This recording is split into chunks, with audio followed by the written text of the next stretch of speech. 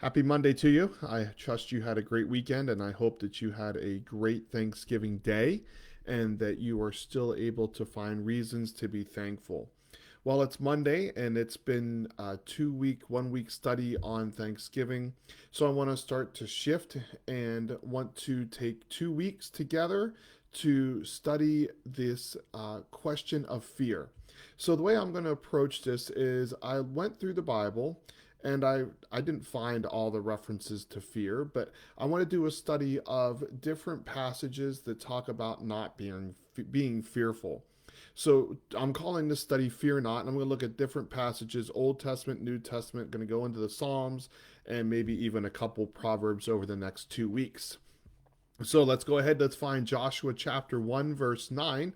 We're going to go back to Israel this morning. As you find Joshua 1, verse 9, I want to set up this study. Did you know that fear or fear not is found 365 times in the Bible? Sometimes it's written as do not fear, sometimes it is do not be afraid, sometimes it is fear not. But fear in general is spoken of over 500 times. Sometimes that's the fear that we're going to talk about. Sometimes it's fear of God, as in meaning a respect of God. Now, when I lean into this study, I want to define what fear is. And fear is an unpleasant emotion caused by belief that someone or something dangerous is likely to cause pain or a threat. That's the way I'm looking at this study, and we want to live without fear. How do we do that? Well, I believe that we look at God's word for people that have faced difficult circumstances. We can learn from their example, and then we can apply the truth that they learned from God to our lives so that we as well can live without fear. All right, by now you're in Joshua chapter 1, verse 9. What I'd like to do is set this up for you in hopes that you would go back to Joshua chapter 1, you would read it, and then I would even challenge you to memorize this or to think about this, to ponder on this, the truth that God has for you this morning. Joshua 1, chapter verse 9 says, "This is my command. Be strong and courageous. Do not be afraid or discouraged, for the Lord is with you wherever you go." There's three things I want us to remember this morning from Joshua chapter 1, verse 9, especially with looking at Joshua. Joshua was tasked with leading Israel to inherit the promised land. That land was given to Abraham as a promise in Genesis chapter 12. Now, this land that they're taking, it's theirs to claim. However, it's not going to be easy. There's going to be military conflicts that Joshua is going to have to oversee and lead through. There's going to be years of fighting, years of killing, years of conquering, and then settling and then defending. And God tells Joshua that this is the land that I have promised you. Second thing, when Joshua walks in and with this idea of not being fearful, is that he needs to lead Israel in obedience to God and to God's word.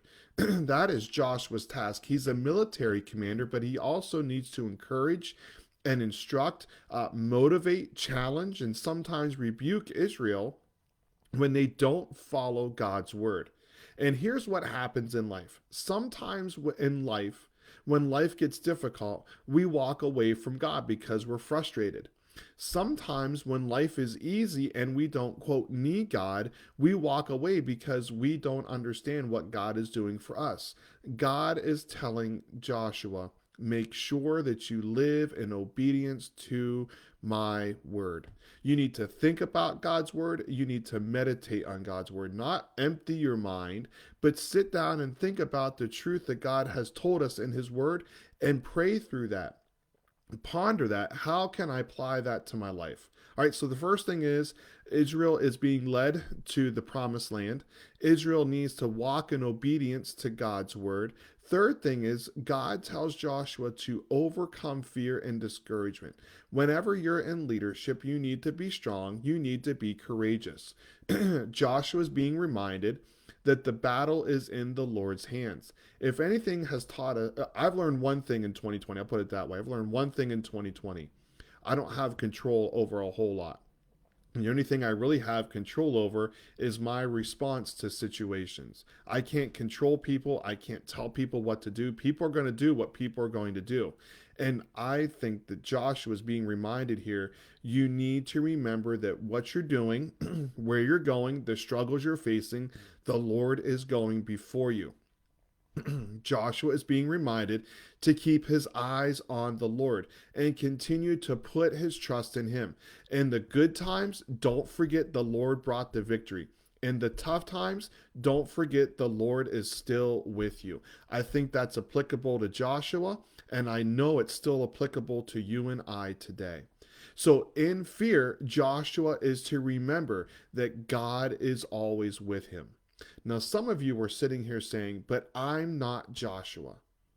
This promise was given to Israel. This promise was given to Joshua. Well, I would like to for you to turn to two different passages, Matthew 28, verses 19 and 20. Jesus says, behold, or lo, I am with you always, even to the end of the age. Jesus did not leave us here as orphans. It says that in John chapter 14, 15, and 16.